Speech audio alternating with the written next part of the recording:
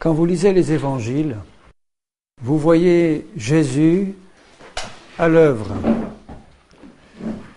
Quand vous voyez Jésus, vous voyez le Père. C'est-à-dire que tout ce que Jésus a manifesté, c'était dans le cœur du Père. Tout ce que Jésus a dit, ça venait du cœur du Père.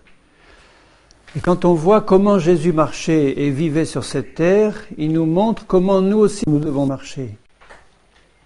Quand je regarde la manière dont Jésus marche dans l'Évangile, je vois Dieu en chair, manifesté, en train de vivre, de parler.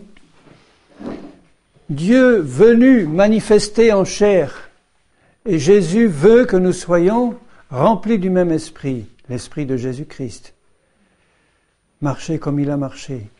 J'aime bien constamment venir voir dans les évangiles comment Jésus parlait, comment il agissait, qu'est-ce qu'il faisait. Et ce qu'on voit dans les évangiles de la manière dont Jésus agissait, quand je médite sur ces passages, que je vois Jésus à l'œuvre, j'ai le désir de faire comme lui et de voir son esprit me faire agir comme lui a agi. Je ne vois jamais un homme excité quand je regarde Jésus agir. Vous le voyez excité ? Les seuls moments où il s'est un peu énervé, c'est quand il a rencontré l'incrédulité de ses disciples, qu'il leur disait « Mais jusqu'à quand je vais vous supporter ?» Autrement, je vois toujours un homme paisible, même dans les grandes difficultés, comme dans la tempête ou en face à des situations difficiles, je vois toujours un homme, avec un grand H, c'était Dieu fait homme, dans la paix, dans la certitude qu'il était dans le plan de son Père, donc dans la foi, dans le calme, toujours maître des circonstances, jamais stressé, jamais agité, jamais en retard ou pressé. Vous voyez Jésus regarder sa montre constamment, se demandant ce qui va se passer ce soir ou demain. Non, vous ne voyez pas Jésus comme ça. Il renouvelait sa foi dans la présence du Père en permanence. Quelquefois même toute la nuit, il était là dans la présence du Père, mais il en ressortait calme, serein, paisible, rempli d'autorité, rempli de foi, d'amour. Et c'est comme ça qu'il veut que nous soyons. Dès qu'on sent le stress, l'agitation, l'inquiétude, commencer à nous diriger à gauche, à droite, on n'est plus dans la paix de Jésus-Christ. On n'est plus dans la foi. Il faut revenir à Jésus en disant « Seigneur, j'ai quitté les rails. Je veux me remettre face à toi pour que ta paix, ta foi, ton calme, ton autorité reprennent le dessus en moi. Ta nature. » En n'importe quelle circonstance, Jésus avait la réponse.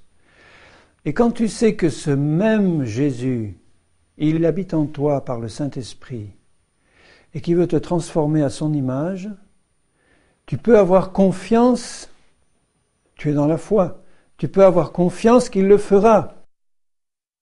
C'est pas à tes insuffisances qu'il faut regarder, c'est à la puissance du Seigneur. C'est pas à tes faiblesses actuelles. Bien sûr, il faut avoir les yeux ouverts sur nos faiblesses, sur nos insuffisances. Il ne faut pas les cacher, se mettre la tête dans le sable comme une autruche. Mais je regarde en face mes insuffisances et mes faiblesses, je regarde à Jésus en disant « Jésus, tu veux transformer cet homme plein d'insuffisances et de faiblesses en quelqu'un qui va être rempli de toi et quelqu'un qui va agir et vivre sur cette terre comme toi. J'ai cette confiance que tu vas le faire. » Est-ce que tu l'as, cette confiance qui va le faire ? Tu n'as plus à stresser, à t'inquiéter pour ce soir ou demain, ou ce qui va se passer. Jésus a le plan. Jésus sait de quoi ta vie va être faite dans son plan. C'est suffisant que tu saches qu'il le sait. Il n'a pas besoin de te le révéler trop longtemps à l'avance. À chaque jour suffit sa peine. Si, au moment présent que tu es en train de vivre, tu sais où est ta place et tu y es, c'est bon. Le moment d'après appartient au Seigneur. Si là, maintenant, au moment où je te parle, tu sais que tu es à ta place, tu sais que tu es dans le plan du Seigneur, tu es en paix, et tu sais que demain lui appartient, et demain, il te conduira à la place qu'il a prévue. Parce que tu es dans la foi. Quand tu n'es pas dans la foi, tu vas t'inquiéter. De quoi demain sera fait, de quoi nous allons nous nourrir, de quoi serons-nous vêtus. Enfin, ça, c'est les choses élémentaires, mais qu'est-ce qui va advenir pour ma vie, pour ma femme, pour mon mari, pour mes enfants, pour un tel, pour une telle ? Paul était souvent dans l'inquiétude à cause des églises. Les églises lui donnaient beaucoup de soucis, mais ce n'était pas une inquiétude due à l'incrédulité, c'était une inquiétude de voir les problèmes et qui le précipitait dans la prière et dans l'intercession, parce qu'il savait qu'il n'y avait qu'auprès de Jésus qu'on pouvait avoir la solution.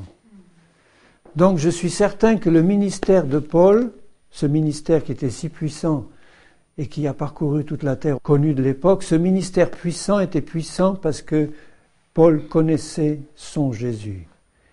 Et il passait du temps dans la prière. Il passait beaucoup de temps dans la prière. Plus tu es appelé à être actif pour le Seigneur, plus tu dois passer du temps dans la prière. Il ne faut pas croire que le temps passé dans la prière, c'est du temps perdu, qui va nous empêcher de faire des choses pour Jésus. C'est le contraire. C'est plus tu vas passer de temps dans la prière, c'est-à-dire dans la communion avec Jésus, plus tu vas savoir ce qu'il faut faire et plus tu le feras bien. Parce que c'est ça qui compte. Ce qui compte, c'est pas de faire des choses pour Jésus, c'est de faire les choses que Jésus veut qu'on fasse. C'est ça qui est important. Et tu dois le savoir au moment où tu les fais. Tu dois le savoir. Et pour le savoir, il faut passer du temps dans la prière, dans la communion avec le Seigneur, dans sa parole, dans la méditation de sa parole, pour connaître Jésus. Connaître sa pensée, connaître comment il veut travailler, connaître comment il travaille. La connaissance de Jésus, c'est la clé. C'est la connaissance de Dieu. Dieu veut qu'on le connaisse de mieux en mieux, parce qu'en le connaissant, tu vas recevoir de lui ce qu'il te faut pour apprendre à marcher et à vivre comme lui a vécu et marché. Tu ne seras pas dans le doute, dans l'inquiétude. Tu sors de la présence de Jésus, que tu quittes jamais, mais je veux dire, tu as reçu tes instructions de Jésus, et tu y vas tranquille. S'il n'y a pas d'instruction, tu t'arrêtes. Tu fais rien. Tu retournes dans la présence de Jésus pour attendre la suite des instructions. Il y a beaucoup de chrétiens qui ont du mal à rester tranquilles, simplement à écouter la voix de Jésus. Tu vois, il ne s'agit pas d'avoir une attitude mystique, d'adoration mystique, c'est pas ça, c'est de faire silence devant le Seigneur, tu es là dans le calme de ta chambre, tu présentes même pas de prière et de demande, il y a un temps pour ça, mais tu dis Seigneur, je veux faire silence devant toi pour entendre ta voix et savoir ce que tu me demandes, dans la paix, dans la tranquillité de mon cœur et de ta présence. Si Jésus veut me parler à ce moment-là, il me parlera. S'il veut rien me dire, eh bien j'aurai passé du temps dans sa présence et c'est bon, parce que du temps passé dans la présence de Jésus, c'est du temps qui nous recharge spirituellement. Tu sais, passer du temps dans la présence de Jésus, c'est pas quelque chose de passif. C'est pas être là, l'esprit vide, en attendant que le temps passe et que Jésus nous envoie une parole. C'est quelque chose de calme et d'actif. Tu es dans la présence du Seigneur, tu y es allé, comme Jésus dit, tu rentres dans ta chambre, tu fermes ta porte, et tu viens prier là le Père, ou tu viens passer du temps dans la présence du Père, et Dieu qui est là, il est là avec toi et tu le sais. Et quand tu ouvres ton cœur simplement à la présence de Dieu, de Jésus, il va faire une chose, il va se révéler davantage à toi. Lui seul sait comment il peut se révéler à nous. Il va nous révéler des paroles. C'est dans la méditation tranquille de sa parole. Pour ma part, je fais comme ça. Je me place devant le Seigneur. Je ne vous donne pas un exemple à suivre. Je dis, mais c'est comme ça que je me fais du bien dans la présence du Seigneur. Je me place tranquillement devant le Seigneur avec la Bible, dans le silence d'un coin tranquille. J'ouvre ma Bible et mon cœur et je dis, Seigneur, je veux méditer ta parole. Pas lire ta parole, méditer ta parole. Parce que je sais que ta parole c'est toi, ta parole c'est la vie. Donc ce temps que je vais passer là, dans la paix, dans le calme, ça va peut-être regarder 2 ou 3 versets, quelques versets, un court passage. Mais dans ce moment que je passe là, le cœur ouvert, les yeux sur ce passage, je dis Seigneur, maintenant par ton Saint-Esprit, tu vas me donner une révélation vivante de cette parole comme jamais je l'ai eue avant. Je l'ai peut-être lue 10 fois, mais j'ai encore besoin que cette révélation m'apporte une vie supplémentaire. Et je médite dans l'esprit. C'est pas une méditation intellectuelle, comme on peut méditer dans le monde. C'est simplement laisser le Saint-Esprit me révéler sa parole dans le calme et le silence d'un cœur ouvert. C'est formidable ça. Ça vous est arrivé, je pense, de le faire. Hein? Si ça ne vous est pas arrivé, faites-le. Parce que c'est dans ces moments-là que Jésus se révèle, qui rend sa parole vivante et qui nous donne des instructions, des certitudes, des assurances. Et quand on ressort de là, on ressort plus calme, plus paisible, plus en paix, avec la pensée du Seigneur. Comme Jésus n'est pas agité, quelqu'un qui est vraiment dans le Seigneur ne sera jamais un agité. Beaucoup de chrétiens sont trop agités. Ils ont leur cerveau rempli de pensées qui arrivent à gauche, à droite et qui les parcourent. Et ils se demandent qu'est-ce que Jésus veut leur faire faire et ils pensent que ça peut être ça ou ça. Ils n'en sont pas sûrs, alors ils le font, mais ça ne marche pas toujours très bien. Alors que quand Jésus nous a parlé, on est dans la paix, on sait qu'il nous a parlé et on le fait dans la paix. Donc ça vaut la peine de passer du temps dans la connaissance de Jésus et de sa parole. Peut-être que certains vont dire que tu perds ton temps, qu'il y a des âmes qui se perdent à côté de toi, que tu ferais mieux d'aller leur parler. Mais rappelez-vous ce que Jésus a dit à ses disciples au début. Il leur a dit, restez à Jérusalem, attendez que vous soyez remplis du Saint-Esprit, et ensuite vous allez partir évangéliser, jusqu'au bout de la terre. Ils ont attendu, alors qu'il y avait des besoins, il y avait des âmes qui se perdaient, il y avait des problèmes immenses, il y avait toutes sortes de problèmes. Jésus leur a dit, attendez d'être remplis du Saint-Esprit. Et ils ont eu besoin de rester remplis. Quelque temps après, quand ils se sont un peu vidés, ils reprirent le Seigneur en disant, Seigneur, donne à tes serviteurs d'annoncer ta parole avec puissance et étends ta main pour qu'ils se fassent des prodiges, des miracles et des signes. Et il est dit qu'ils furent remplis du Saint-Esprit et la maison où ils étaient se mit à trembler. Donc ils étaient là constamment à chercher la présence du Seigneur et à chercher à être remplis du Saint-Esprit pour pouvoir être guidés dans les œuvres de Jésus. Ça leur demandait du temps aussi. On ne perd pas son temps quand on s'approche du Seigneur pour lui demander d'être rempli de lui, d'avoir de lui une révélation plus profonde et de sa parole une révélation plus profonde. On devient plus efficace dans le travail de Jésus. Il ne faut pas faire de l'activisme avec Jésus. Il faut passer du temps avec lui et dans sa parole, et là, on va devenir actif dans le bon sens parce qu'on va faire exactement ce que Jésus demande. Donc ce qui compte, c'est d'être dans le plan de Dieu pour toi. Au moment où le Seigneur nous demande de faire quelque chose, au lieu où il nous demande de faire quelque chose, parce que des besoins, il y en a partout. Vous regardez autour de vous, dans vos familles, dans vos voisins, partout des besoins immenses. Donc si on est là et qu'on dit, mais Seigneur, il y a des besoins, il faut que j'y réponde. En ton nom, j'y vais. Et si Jésus nous a dit, tu vas voir Pierre et qu'on va voir Paul, tu n'es pas dans le plan du Seigneur. Et pourtant, c'est pas mauvais d'aller voir Paul si c'est pour aller lui annoncer l'évangile. Mais si Jésus voulait que tu ailles voir Pierre à ce moment-là, eh bien ta visite est perdue spirituellement. Alors que si tu avais passé un peu plus de temps avec Jésus, il t'aurait dit, va voir Pierre et pas Paul. Et tu aurais eu cette assurance parce que quand on passe du temps devant le Seigneur, il met sur nos épaules son fardeau à lui. Et son fardeau, c'est une pensée qui vient du Seigneur, qui nous communique et qui met en nous la conscience d'un besoin spirituel. Ce fardeau, ça peut être le besoin d'aller prier. Ce fardeau, ça peut être le besoin d'aller voir quelqu'un, d'aller faire quelque chose. Mais c'est un fardeau qui vient du Seigneur parce qu'on l'a reçu dans la prière, on l'a reçu dans la communion avec Jésus. Et il n'y a qu'une chose qu'on peut faire quand on a un fardeau qui vient du Seigneur, pour s'en libérer de ce fardeau, c'est de faire ce que le Seigneur nous demande. Jésus il connaît le Seigneur, ce qu'on peut faire dans le moment où on est là maintenant.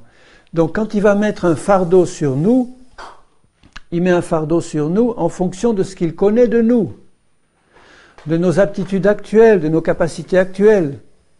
Il ne va pas nous mettre un fardeau écrasant qu'on ne va pas pouvoir faire. Et ce fardeau, on le reçoit dans la communion, dans la prière et dans la méditation de sa parole. Il y a un fardeau qui vient sur nous. Ça peut être un fardeau qui va durer des années, si c'est pour que j'intercède pour quelqu'un pendant des années parce qu'il veut que je sois consacré à la prière pour l'intercession. C'est un fardeau qui va être permanent sur mon cœur pour prier pour quelqu'un en permanence. Ça peut être un fardeau d'une durée courte parce que le Seigneur il met sur mon cœur cette pensée, va faire telle visite ou mets-toi à genoux pour prier pour telle personne. Et si je continue mes activités et que je ne le fais pas, je vais sentir dans mon cœur ce besoin qui vient du Seigneur augmenter. Et à ce moment-là, si je me mets à l'écoute du Seigneur en disant « c'est bien toi qui me parles, Seigneur, Amen », je vais y aller et le fardeau va être déchargé de mes épaules parce que j'aurai fait ce que Jésus va me demander. Et il y a un autre fardeau qui va me remettre dessus. Un fardeau de Jésus, son joug est doux. Un fardeau, c'est une mission qui vient de Jésus. Donc ce soir, je voudrais mettre vraiment l'accent sur une véritable connaissance concrète de Jésus. Une connaissance qui n'est pas mystique, une connaissance qui n'est pas éthérée, religieuse, mais une connaissance qui est réelle, équilibrée, véritable, qui se reçoit dans la communion avec Jésus, dans le silence du cœur plein d'amour pour Jésus, et qui se reçoit dans la méditation de sa parole par le Saint-Esprit. Donc vous voyez, la connaissance de Jésus se reçoit dans la prière personnelle, cachée, secrète du cœur, où on est devant le Seigneur et on dit « Seigneur, je suis là parce que je veux te connaître mieux. Donc je veux que tu me donnes une révélation de toi qui est plus profonde que celle que j'ai maintenant. Et je me mets devant toi parce que je veux recevoir aussi la révélation de ta parole. Les deux vont ensemble. Vous savez, le mysticisme, c'est une révélation spirituelle qui n'est pas fondée sur la parole de Dieu. Les gens qui font des expériences mystiques font des expériences réelles. Regardez les mystiques dans certaines religions qui ont eu des visions célestes, des anges et tout. Bon. Le problème avec ces gens-là, c'est qu'ils étaient pleins du désir de vouloir connaître Dieu et le servir, mais ils ne se sont pas appuyés sur la parole du Seigneur. Et quand on a le désir intense de connaître Dieu sans s'appuyer sur la parole de Jésus, il nous manque un point d'équilibre important, nécessaire. Parce que ce qui va nous permettre de juger entre les bonnes expériences spirituelles et les mauvaises, c'est la parole du Seigneur éclairée par le Saint-Esprit. Je lisais il n'y a pas longtemps, quelques jours, un petit journal qui m'avait été expédié, je ne sais plus par qui. Et sur ce petit journal, il était parlé des miracles fantastiques que Dieu faisait aujourd'hui, avec des paillettes d'or qui descendaient du ciel sur des prédicateurs, ou une femme qui prie pour les malades, et alors elle est couverte d'huile véritable qui sort de ses mains, de son corps tout entier, à tel point qu'ils mettent l'huile en bouteille pour faire des onctions d'huile après sur les malades. Ce sont des choses réelles. Ils ont fait analyser les paillettes d'or, c'est vraiment de l'or pur. Alors quand je lis ça, quand je vois ces expériences, je dis, Seigneur, la voix de ton esprit en moi doit pouvoir me dire immédiatement si ces choses viennent vraiment de toi ou pas. Donc, la connaissance de Jésus que j'ai avant de passer par de telles expériences doit être telle que immédiatement la voix de Jésus doit se faire entendre en moi pour me dire ça vient de Dieu ou ça ne vient pas de Dieu. Dans certaines religions, il y a des choses aussi fantastiques qui se passent quand on voit des vierges se mettre à pleurer du sang humain qui a été analysé et qui est vraiment reconnu comme du sang humain. C'est aussi quelque chose de réel et de fantastique, de surnaturel. Mais vous pensez que ça vient vraiment de Dieu? Non, évidemment. C'est purement démoniaque. Alors, quand d'autres choses se passent de ce type-là, dans mon cœur, il y a une petite lampe qui s'allume, qui clignote en disant « Attention, attention, qu'est-ce qui est en train de se passer là? Quelle est l'utilité spirituelle de pareilles expériences ?» Bien sûr, on peut dire « Ah, mais mon Dieu est un Dieu de gratuité, il n'est pas forcément obligé toujours de faire les choses comme c'est indiqué dans la parole, au sens des choses nouvelles qui ne sont pas contraires à la parole, ça peut être de Dieu. » Il n'est pas dit dans la parole qu'on voit des paillettes d'or arriver ou des gens couverts d'huile quand ils se mettent à prier. Mais il y a assez de choses dans la parole de Dieu pour me permettre de connaître Dieu et la manière dont Dieu agit, que je vois dans le ministère de Jésus tel qu'il est décrit dans la parole, pour comprendre que dans l'esprit de mon Dieu, ce genre de manifestation n'a aucune utilité spirituelle, réelle. Même si ceux qui éprouvent ça disent Dieu est tellement grand et merveilleux et généreux qui fait ces choses simplement par amour pour nous faire plaisir, pour nous manifester quelque chose de sa présence et de son amour. Mais quand je vois dans toute la parole de Dieu la manière dont Dieu a agi dans le passé, du temps de Jésus, du Nouveau Testament, je ne vois jamais le Dieu que je connais agir de cette manière-là. Il agit par son Saint-Esprit dans les cœurs pour donner la repentance, pour donner la révélation de la vérité, pour nous permettre de connaître Dieu de l'intérieur du cœur. Mais je ne vois pas Dieu se révélant dans la Bible de cette manière-là. Donc ce sont des choses qui sont extérieures, ce sont des choses qui sont des expériences extérieures, et ce ne sont pas des choses qui vont toucher de l'intérieur par la présence du Saint-Esprit. Je vous garantis qu'il y a de nombreuses religions dans le monde, y compris hindous et autres, où il se passe des choses encore plus fantastiques que ça. Donc quelle serait la différence entre ces religions-là et la religion chrétienne, s'il n'y en avait aucune? Tandis que dans la véritable religion, au sens spirituel du terme, c'est-à-dire la connaissance de Dieu, dans la véritable connaissance de Dieu, quand on connaît Dieu, on sait que le Seigneur veut changer les cœurs de l'intérieur par son esprit et sa parole pour nous faire ressembler à Jésus, et qu'il n'a pas besoin de ce genre de manifestation pour toucher les cœurs en profondeur. L'action de son esprit est toute puissante pour le faire, est suffisante. Donc j'ai dans les mains une parole qui est suffisante, j'ai dans mon cœur, et je suis en relation avec un Seigneur et Sauveur qui s'appelle Jésus de Nazareth, qui est tout suffisant. Il m'a donné son esprit qui est tout suffisant. Donc si j'ai le Seigneur Jésus et mon Père Céleste, le Saint-Esprit et sa parole, j'ai tout ce qu'il faut pour être rempli de toute la plénitude de Dieu, si je reste les yeux sur Jésus, et si je reste dans cette communion personnelle avec le Seigneur. Ce qui compte, c'est que dans ma communion avec Jésus et avec sa parole, le Saint-Esprit puisse me transformer à l'image de Jésus pour que je puisse marcher sur cette terre comme Jésus a marché. Et on doit avoir le discernement pour pouvoir comprendre.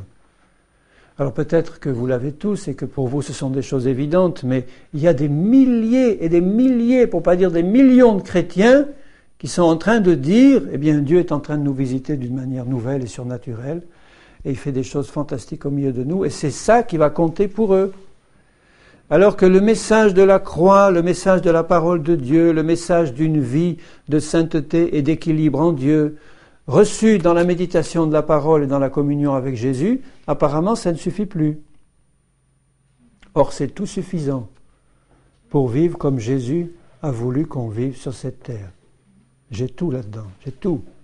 Le vieux et ancien message de la croix est tout suffisant pour me permettre d'entrer pleinement en communion avec Jésus. J'entendais quelqu'un me dire il n'y a pas longtemps, oui, mais Henri, tu comprends, regarde du temps de Jésus, ceux qui l'écoutaient disaient, mais il apporte une doctrine nouvelle celui-là. En chassant les démons, mais c'est une doctrine nouvelle. Quelle est cette nouvelle doctrine, disaient les pharisiens. Alors, donc Dieu aussi peut aujourd'hui faire quelque chose de nouveau. Et si on a le cœur ouvert aux choses nouvelles que fait Dieu, on doit pouvoir recevoir, comme venant de Dieu, toutes ces bonnes choses qu'il nous envoie maintenant, qui sont nouvelles, qui ne sont pas dans la parole. Alors ma réponse était simplement, écoute, quand Jésus est venu, il n'est pas venu pour faire des choses entièrement nouvelles, comme tu le dis, il est venu pour accomplir toutes les prophéties qui étaient déjà écrites depuis des siècles dans la parole, et c'était nouveau parce que les autres ne connaissaient pas la parole du Seigneur. Ceux qui ne connaissaient pas la parole et qui vivaient depuis des siècles dans la religion, quand ils voyaient la vie manifestée devant eux, ils trouvaient que c'était tout nouveau. Mais s'ils avaient connu la parole, connu l'annonce d'un Messie qui viendrait, sur lequel reposerait l'onction du Saint-Esprit, l'onction de Dieu, pour guérir ceux qui ont le cœur brisé, pour rendre la liberté aux captifs, pour ouvrir les yeux des aveugles, c'était prévu, ce ne sont pas des choses entièrement nouvelles, comme celles qu'on annonce maintenant, et qui ne sont pas du tout dans la parole, ni dans la manière de faire du Seigneur. Donc soyons sur nos gardes, ce qui ne veut pas dire refuser tout systématiquement, mais ayons une vraie connaissance de Jésus et de sa parole qui nous permet de comprendre immédiatement ce qui se passe. Dans la deuxième épître de Pierre, au chapitre 1er, il dit au verset 3, « Comme sa divine puissance nous a donné déjà tout ce qui contribue à la vie et à la piété. » Donc ça veut dire qu'on a déjà tout reçu. On n'a rien à attendre de nouveau qui ne soit pas dans la parole. Rien. Si on attend des choses nouvelles qui ne sont pas dans la parole, on va être séduit. Dieu va nous envoyer des choses nouvelles au sens qu'il va nous révéler des choses qui nous ont déjà été données dans la parole. Ça sera nouveau pour nous parce qu'on ne le connaissait pas, mais ça existe déjà dans sa parole et ça nous a déjà été donné. Donc il dit, sa divine puissance nous a donné tout ce qui contribue à la vie et à la piété. Alors comment ? Au moyen de la connaissance de celui qui nous a appelés. Vous voyez que tout dépend de la connaissance que tu as de Jésus. Et ce n'est pas une connaissance intellectuelle ou religieuse, parce que tu as lu la Bible et qu'on t'a parlé de Jésus. C'est une connaissance que tu as reçue dans ta prière personnelle, dans ta méditation personnelle du Seigneur et de sa parole. Une révélation que Dieu nous donne et veut nous donner. Certains la reçoivent brutalement, cette révélation, comme Paul sur le chemin de Damas. Il a vite compris, Il a tout lâché d'un coup. D'autres, c'est quelque chose qui se présente d'une manière plus douce dans notre communion et notre prière personnelle, mais dans tous les cas, Dieu le Père veut nous révéler Jésus, son Fils. Il veut nous révéler Jésus. Et Jésus veut nous révéler le Père. Ils travaillent ensemble par le Saint-Esprit pour qu'on ait la révélation du Dieu, Père, Fils, Saint-Esprit. Et la connaissance se fait par révélation. Une révélation du Saint-Esprit. Pour la parole, c'est pareil. Tu n'as pas remarqué comment, quand tu as le cœur ouvert et bien disposé, que tu t'approches de la parole, tu n'as pas remarqué comment le Saint-Esprit te révèle des choses qui deviennent vivantes dans ton cœur? Ça devient vivant, c'est une révélation. La parole est esprit et vie. C'est pour ça qu'il ne faut pas la lire comme ça rapidement, il faut la méditer, la déguster, la sonder par le Saint-Esprit pour en tirer la moelle vivante, parce qu'elle est esprit et vie. Donc il dit, par la connaissance de celui qui nous a appelés, par sa propre gloire et sa vertu. Donc la gloire de Jésus et la vertu de Jésus nous appellent à connaître le Seigneur. Et cette gloire et cette vertu, la vertu, c'est la sainteté, la puissance, la force, enfin toute la nature même de Dieu. Donc la gloire et la nature même de Dieu nous appellent et nous assurent de sa part les plus grandes et les plus précieuses promesses. La parole est pleine de promesses. Quand tu sais que tu tiens entre tes mains une parole qui sort du cœur de Dieu, qui est pleine de promesses pour toi, que ces promesses viennent de Dieu et qu'il veut les réaliser dans ta vie. Je vous ai donné le pouvoir de marcher sur les serpents et les scorpions, et rien ne pourra vous nuire. C'est une promesse. Donc quand tu reçois ça comme une révélation dans ton cœur, ça te donne la foi. Et quand le diable vient pour t'attaquer ou te donner un coup traître, quand tu es fondé sur la parole, même si tu reçois des coups, que tu es dans un combat, tu sais que rien ne va te nuire si tu restes dans la foi. Rien. Pourquoi ? Parce que Dieu me le dit, parce que j'ai reçu sa parole dans la méditation, et parce que cette parole m'a donné la foi. Une foi tranquille, une foi pleine d'assurance et de paix. La paix va avec la foi va avec la paix. Un chrétien qui est agité devant une promesse, pour moi, il n'a pas la foi. Agité au sens, ça va venir, ça va pas venir, qu'est-ce qu'il faut faire ? J'ai dit, t'as pas encore la foi, tu as besoin de passer du temps devant le Seigneur et dans sa parole. Jusqu'à ce que le Saint-Esprit mette dans ton cœur la paix, parce qu'il t'a donné la révélation de la promesse de Dieu. Et quand tu as la révélation de cette promesse, tu es tranquille. Tu l'as prise par la foi. Les démons peuvent te cogner de tous les côtés. Tu sais que ce n'est pas eux qui auront le dernier mot. C'est ton Dieu qui est bien plus puissant.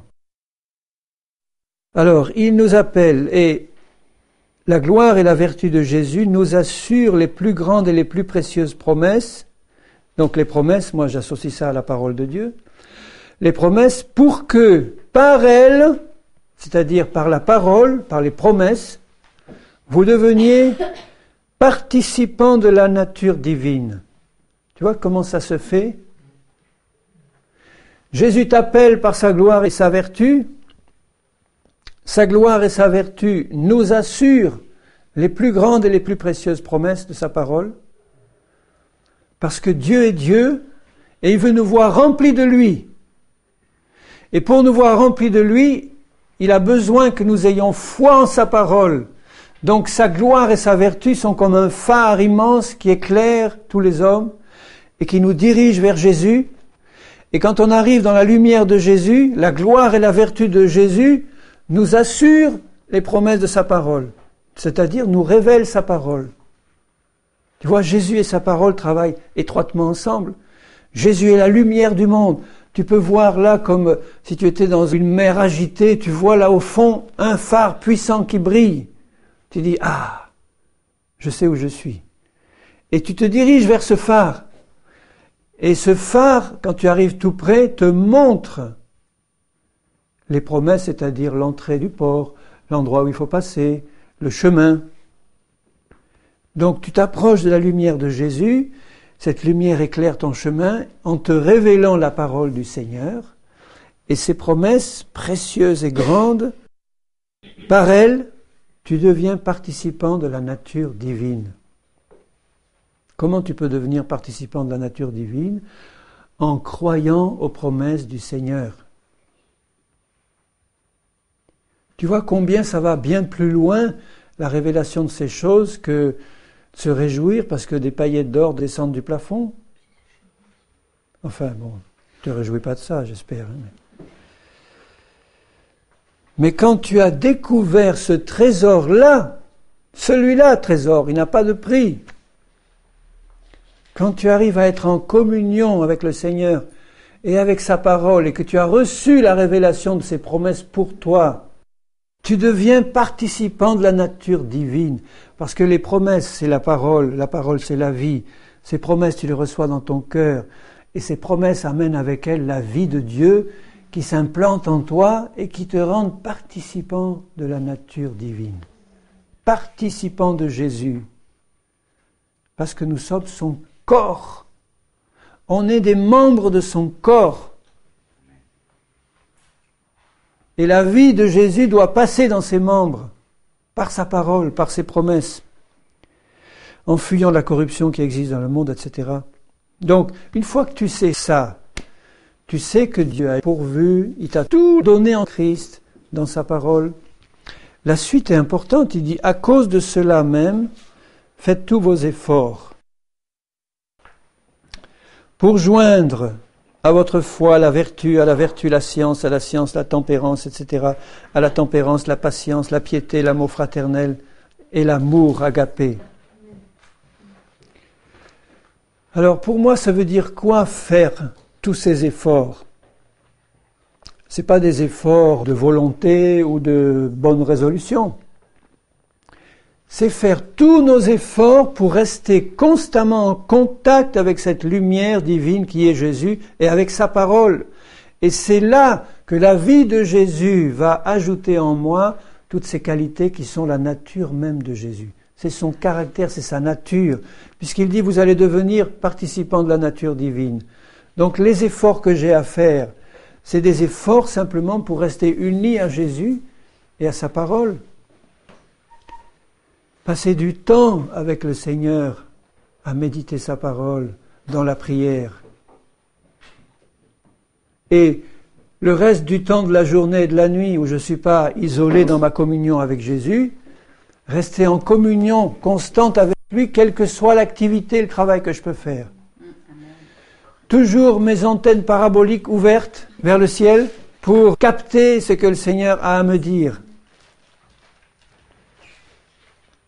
Je suis en train de bêcher, je suis en train de faire un trou là dans le jardin, eh bien mes antennes spirituelles sont ouvertes et ma communion avec le Seigneur Et le Seigneur peut parler dans n'importe quelle circonstance. Tu peux être occupé à faire le travail le plus prenant. Si dans ton cœur il y a une liaison qui est ouverte, il peut te parler à ce moment-là. Il n'est pas obligé de te parler au moment où tu vas être dans le calme de ta chambre. Il peut te parler à n'importe quel autre moment. Il est puissant pour le faire. Tu es prêt à écouter sa voix, hein? Il dit au verset 8, « Car si ces choses... » Alors, quelles sont ces choses? Ce sont les éléments du caractère de Jésus, donc du fruit du Saint-Esprit. L'amour, la vertu, la science, la sagesse, la tempérance, la patience. On revoit certains des éléments du fruit de l'Esprit. Donc, ce qu'il est en train de nous dire, c'est que si tu cultives la connaissance de Jésus et de sa parole, tu cherches à connaître Jésus et sa parole, tu vas avoir des révélations de plus en plus grandes sur Jésus et sur sa parole. Donc tu vas avoir une communion plus étroite avec Jésus. La vie de Jésus va te transmettre de plus en plus du caractère de Jésus, du fruit de l'Esprit.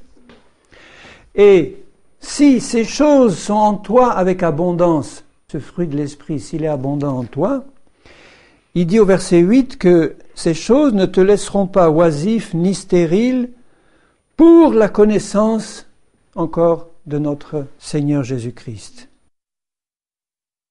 Au verset 3, il parlait de la connaissance de Jésus au début. Il dit ça, c'est le but de ta vie. Et plus tu vas connaître Jésus, plus tu vas être rempli du caractère de Jésus, et ce caractère de Jésus va te rendre actif pour connaître Jésus. C'est un cycle sans fin, la connaissance de Jésus, puisque comme il est Dieu infini, tu ne peux pas dire « Ah ben maintenant je connais tout de Jésus, ça y est c'est fini, j'ai plus besoin de le connaître ». Donc il désire qu'on soit constamment renouvelé dans cette connaissance, parce que qui peut dire « Je connais tout de Jésus » ? Il est le Dieu infini. Mais le but de ce Dieu infini, c'est de se révéler à ses enfants dans sa plénitude. Ça veut dire que nous allons passer, j'y reviens souvent, mais c'est important de savoir, nous allons passer notre vie et l'éternité à connaître Jésus toujours mieux. Et jamais on ne va s'en lasser. Parce qu'il est inépuisable dans les richesses qu'il peut nous offrir. Il est le Dieu infini. Donc plus je vais plonger dans la connaissance de Jésus, plus je vais être renouvelé dans le désir d'en connaître davantage, plus il va se révéler, plus cette nouvelle révélation va me donner le désir de le connaître encore plus, jusqu'à ce que je sois rempli de toute la plénitude de Dieu, c'est-à-dire que ça va durer toute l'éternité. Mais déjà sur la terre, j'ai de quoi m'occuper. C'est de ça que Jésus veut que je m'occupe en premier, de sa connaissance à lui, faisant la priorité de ta vie, avant toute autre chose, avant la prédication, avant l'enseignement, avant le témoignage, avant l'évangélisation, la connaissance de Jésus. Tout le reste en dépend. Un ministère quelconque, à n'importe quel niveau que ça soit, n'a de valeur et d'efficacité que par la connaissance de Jésus qui est en lui. Un homme et une femme de Dieu n'a d'efficacité que par sa connaissance de Jésus. Plus la connaissance de Jésus est grande, plus la présence de Jésus est grande dans ta vie, plus tu es efficace comme Jésus l'est dans le service du Seigneur. C'est la priorité. Ne négligeons pas la connaissance de Jésus. Dans l'Épître aux Romains, au chapitre 1er, il dit « Parce qu'ils ont eu la révélation de Dieu au travers de ses œuvres, ils ont négligé de chercher à le connaître. Et à cause de ça, Dieu les a précipités dans leur sens dévoyé. Ils ont négligé de chercher à le connaître. Même des simples païens qui ne connaissaient pas Dieu, par la création qui est autour de nous, doivent se dire, il y a un créateur, il faut le connaître. Alors à combien plus forte raison, nous, qui avons reçu la révélation du Seigneur, qui sommes ses enfants, si on n'a pas dans le cœur le désir intense, non pas de faire des choses pour Dieu, non pas d'avoir un grand ministère, mais de connaître Jésus. La vie éternelle, c'est qu'ils te connaissent, Père, et qu'ils connaissent celui que tu as envoyé. Connaître Dieu. Connaître sa voix. Au verset 8, il dit « Celui en qui ces choses ne sont pas est aveugle, il ne voit pas de loin, il a mis en oubli la purification de ses anciens péchés. » Il a oublié que ses péchés avaient été purifiés. C'est pourquoi, frères, appliquez-vous d'autant plus à affermir votre appel et votre élection. Une vocation, ça s'affermit. Comment on peut l'affermir? En connaissant mieux Jésus. C'est ainsi que l'entrée dans le royaume éternel de notre Seigneur et Sauveur Jésus-Christ vous sera pleinement accordée. Dans 1 Corinthiens 8, au verset 1, pour ce qui concerne les viandes sacrifiées aux idoles, nous savons que nous avons tous la connaissance. La connaissance enfle, mais l'amour édifie. Si quelqu'un croit savoir quelque chose, il n'a pas encore connu comme il faut connaître. Mais si quelqu'un aime Dieu, celui-là est connu de lui. C'est très profond comme révélation. Il dit que Dieu nous connaît et Dieu veut qu'on le connaisse, mais pas de cette connaissance qui enfle, c'est-à-dire d'une connaissance simplement là dans la tête, une connaissance réelle du cœur. Comme deux amis peuvent se connaître. Quand Jésus dit « Je ne vous appelle plus mes serviteurs, mais je vous appelle mes amis », ça veut dire qu'il veut se révéler tel qu'il est. Et cette révélation est fondée sur l'amour du Seigneur qui remplit nos cœurs. La connaissance de Dieu qui est amour passe par le fait que l'amour de Dieu va nous remplir. Dans Éphésiens 3, verset 19, je lirai à partir du verset 13, parce qu'il est en train de prier pour les Éphésiens ou pour les chrétiens. « Je vous demande de ne pas perdre courage à cause de mes tribulations. Pour vous, elles sont votre gloire. À cause de cela, je fléchis les genoux devant le Père. » Donc ça veut dire que je me mets à prier. « De notre Seigneur Jésus, duquel tire son nom toute famille dans les cieux et sur la terre, afin qu'il vous donne, selon la richesse de sa gloire, d'être puissamment fortifié par son esprit dans l'homme intérieur. » Là, je suis au verset 16, Éphésiens 3, 16. Donc il dit, Père, je prie pour les Éphésiens ou les chrétiens qui soient puissamment fortifiés dans l'homme intérieur, par l'esprit, en sorte que Christ habite dans vos cœurs par la foi, et qu'étant enracinés et fondés dans l'amour, vous puissiez comprendre avec tous les saints quelle est la largeur, la longueur, la profondeur et la hauteur, et connaître l'amour de Christ qui surpasse toute connaissance, en sorte que vous soyez remplis jusqu'à toute la plénitude de Dieu. Ça vaut la peine de méditer ce passage. Vous voyez, rien qu'un petit passage comme ça, de 3 versets, quand tu le médites dans la prière, il y a des révélations fantastiques. Ça nous montre que Dieu veut qu'on soit rempli de toute la plénitude de Dieu. Tu vois, si tu raisonnes humainement, tu peux te dire, mais jamais ça va être possible. Comment moi, petit être limité, charnel, tout faible, dans un corps de chair limité comme ça, comment je vais pouvoir être rempli de la plénitude de Dieu? Mais tu regardes Jésus, ton modèle, c'est Dieu fait homme dans la chair. Même s'il n'était pas de la même nature que nous, il avait une chair semblable à la nôtre. Eh bien, dans cette forme limitée-là, qui était tout à fait comme la nôtre, il y a toute la plénitude de Dieu, puisqu'il est Dieu fait homme. Et il veut faire ça en nous. Et il dit au verset 20, « À celui qui peut faire, par la puissance qui agit en nous, la puissance de l'Esprit, infiniment, au-delà de tout, ce que nous demandons ou pensons, à lui soit la gloire. » Donc Dieu peut le faire. Si moi je te pose la question, est-ce qu'il est possible que tu sois rempli de toute la plénitude de Dieu? Si tu es dans la foi, tu vas me dire oui parce que Dieu le dit et il peut le faire. Et si tu réponds ça, Dieu va le faire. Tandis que si tu dis, oh, Cet objectif est trop élevé. Jamais on y arrivera, c'est trop élevé. Jamais tu n'y arriveras. Dieu a besoin que tu crois en sa parole. Si Dieu dit qu'il veut le faire, et si Dieu le Père a manifesté dans cette forme corporelle, Dieu fait homme dans la chair, Jésus, s'il a manifesté dans la personne de Jésus toute la plénitude de Dieu, il peut le faire en nous. Et c'est son but. Et ça passe par la connaissance de Christ, donc la connaissance de l'amour de Christ. La hauteur, la profondeur, la largeur de l'amour de Christ. Connaître l'amour de Christ. Connaître Christ, c'est connaître l'amour de Christ.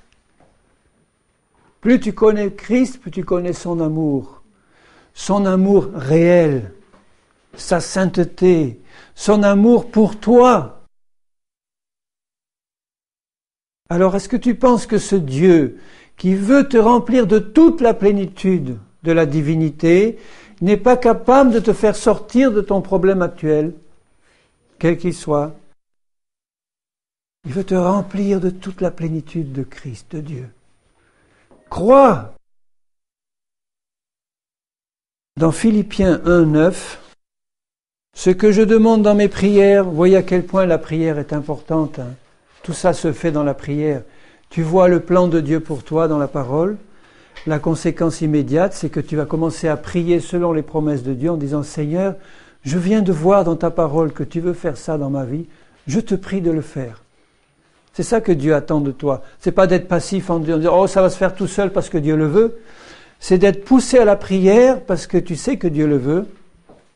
Et de dire « Tu le veux, Seigneur, fais-le. » Et il dit là au Philippiens 1:9, « Ce que je demande dans mes prières, c'est que votre amour augmente de plus en plus en connaissance et en pleine intelligence. » Pas un amour stupide, parce qu'il y a un amour stupide. C'est pas au sens péjoratif que je le dis, c'est au sens étymologique. Il y a un amour qui manque d'intelligence. Un amour sentimental, un amour où on veut faire les choses par amour, mais sans la sagesse et l'intelligence et la connaissance de Dieu. Puisque l'amour de Christ, qui surpasse toute intelligence, nous donne une pleine sagesse pour faire les choses comme Christ les aurait faites. Donc il dit, ce que je demande, c'est que votre amour augmente de plus en plus en connaissance de quoi? De Christ et de sa parole. Et en pleine intelligence de Christ et de sa parole pour le discernement des choses les meilleures, pour que vous soyez purs et irréprochables pour le jour de Christ, remplis du fruit de justice qui est par Jésus-Christ à la gloire et à la louange de Dieu. Donc tu vois, c'est pas suffisant d'être rempli d'amour, il faut être rempli d'un amour qui soit de plus en plus plein d'intelligence spirituelle pour pouvoir porter le fruit de justice qui est par Jésus-Christ, c'est-à-dire pouvoir me comporter dans la vie de tous les jours comme Jésus s'est comporté sur la terre. Et tout ça est fondé sur la connaissance personnelle de Jésus, mais réelle. C'est la connaissance de Jésus qui nous permet de marcher dans la justice et la sainteté. C'est un chrétien qui ne marche pas dans la justice et la sainteté, c'est un chrétien qui ne connaît pas assez Jésus. Parce que plus il va connaître Jésus, plus il va être rempli de la nature de Jésus. Quand nos yeux le verront, nous serons transformés pleinement comme lui, à son image. Donc quand nos yeux spirituels le voient par la révélation du Saint-Esprit, nous sommes constamment transformés à son image. Plus tu vas méditer sur Jésus, sur sa parole, plus tu vas être transformé à son image, plus tu vas le connaître lui, plus tu vas connaître sa pensée, plus tu vas connaître sa parole, et plus tu vas te comporter avec sagesse et intelligence dans la vie. Et c'est Dieu qui va le faire. Mes brebis me connaissent, et elles me connaissent, et comme je les connais. Je vais vous lire ce passage, c'est dans Jean 10, parce que c'est fantastique ce qu'il dit là, Seigneur. Dans Jean 10, 14, il dit je suis le bon berger, je connais mes brebis et elles me connaissent, comme le Père me connaît et comme je connais le Père. Tu te rends compte ce qu'il dit là? Le Père connaît parfaitement Jésus. Jésus connaît parfaitement le Père. Et Jésus ose dire, donc il dit une vérité, mes brebis me connaissent et je connais mes brebis comme moi je connais le Père et comme le Père me connaît. C'est pas fort ça? Qui peut connaître mieux le Fils que le Père? Puisque c'est le Fils qui nous révèle le Père et le Père qui nous révèle le Fils, et à qui veut bien le faire connaître. Mais en tout cas, cette connaissance que le Père et le Fils ont entre eux, il veut que nous l'ayons avec Jésus. Donc tu vois que quand tu es devant Jésus avec un cœur ouvert, en disant « Seigneur, je veux te connaître », tu as en face de toi quelqu'un qui veut infiniment plus que tu le connaisses. C'est son désir. Si Dieu était là en se faisant prier, en disant « Oh, encore un qui veut me connaître, je vais d'abord bien examiner la situation pour voir si ça vaut le coup. » Non, il n'agit pas comme ça. Son désir ardent, c'est de se faire connaître à ses brebis, exactement comme lui connaît le Père et comme le Père connaît le Fils. Quand tu le sais ça, tu t'approches de Jésus avec assurance. Il dit même pas « je veux que mes brebis me connaissent comme le Père me connaît ». Il dit « mes brebis me connaissent comme moi je connais le Père ». Ça veut dire que dès maintenant, tu es dans une relation avec Jésus qui rend cette connaissance, si tu as la foi, inéluctable. Tu es destiné à connaître Jésus. Tu es destiné à recevoir de lui la connaissance parfaite qu'il veut te donner, de lui. Moi, quand j'ai cette assurance dans mon cœur déborde de joie. Je dis, Seigneur, tu n'es pas un Dieu lointain qui ne veut pas se faire connaître, comme dans les religions mortes. Tu es un Dieu qui veut se révéler, qui s'est déjà révélé en Jésus, qui a déjà établi avec moi ce contact et qui me dit, tu es maintenant dans une relation où tu me connais comme moi je connais le Père. C'est déjà donné par Jésus. Donc quand je m'approche de lui dans la prière et dans la méditation de sa parole, je sais que j'ai en face de moi un Dieu qui veut se révéler. Si tu me cherches, dit Jésus, tu vas me trouver. Ceux qui cherchent Dieu vont le trouver parce que c'est Dieu qui nous cherche le premier. C'est Dieu qui met en nous le désir de le chercher, de le trouver. Et quand j'ai en face de moi ce Dieu-là, je peux être confiant, je peux être dans la paix, il va se faire connaître. Et il va me donner en se connaissant la nature et le caractère de Jésus. Et je vais pouvoir marcher sur cette terre comme il a marché, dans l'équilibre, dans la paix, dans la joie, dans l'amour, dans la sainteté. C'est ça qu'il veut pour moi.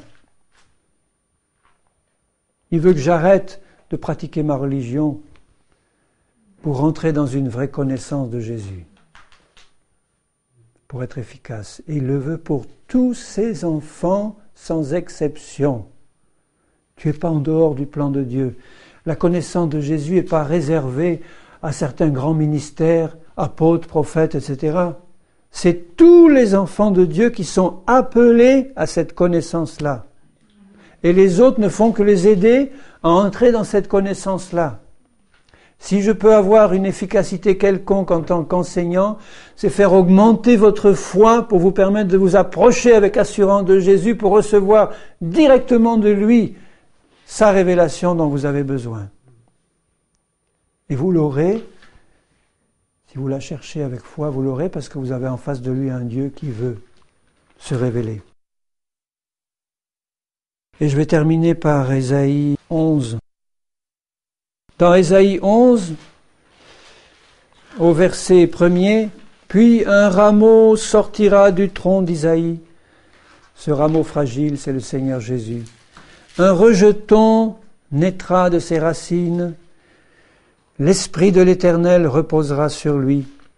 Esprit de sagesse et d'intelligence. » Vous voyez comment il commence ? Esprit de conseil et de force, esprit de connaissance et de crainte de l'Éternel.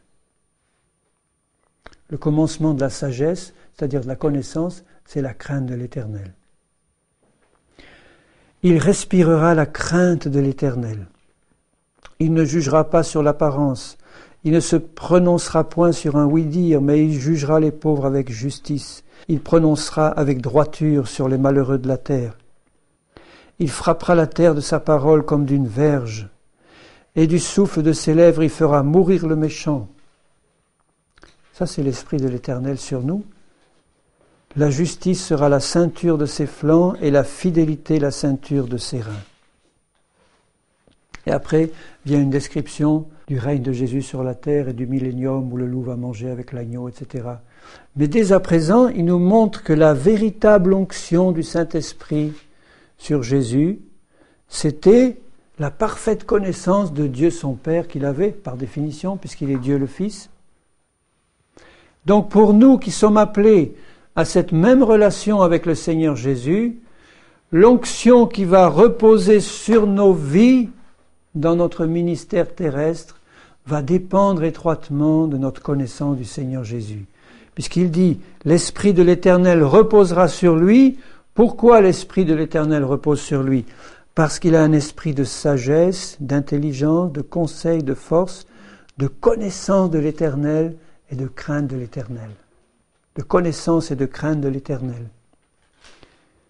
Donc plus ta connaissance de Jésus va grandir, plus l'onction véritable du Seigneur va reposer sur toi, et plus tu vas être efficace dans le service de Dieu et pour sa gloire. Et c'est pas pour le voisin, c'est pour toi, hein. Et pour toi. Pour chacun. Et j'ai envie, pour terminer, de lire le petit chapitre 12, puisqu'il suit tout de suite après. Tu diras en ce jour-là. Pour moi, ce jour-là, c'est celui qui correspond à ce qu'il vient de dire juste avant. C'est-à-dire un jour où la pleine connaissance de Jésus brille dans le cœur de son peuple. Tu diras en ce jour-là, je te loue, ô Éternel, car tu as été irrité contre moi. Ta colère s'est apaisée et tu m'as consolé. Voici Dieu est ma délivrance, je serai plein de confiance. Je ne craindrai rien. Car l'Éternel est ma force et le sujet de mes louanges, c'est lui qui m'a sauvé. Vous puiserez de l'eau avec joie aux sources du salut et vous direz en ce jour-là, et pour Dieu ce jour-là c'est aujourd'hui, c'est maintenant. Louez l'Éternel, invoquez son nom, publiez ses œuvres parmi les peuples, rappelez la grandeur de son nom, célébrez l'Éternel, car il a fait des choses magnifiques.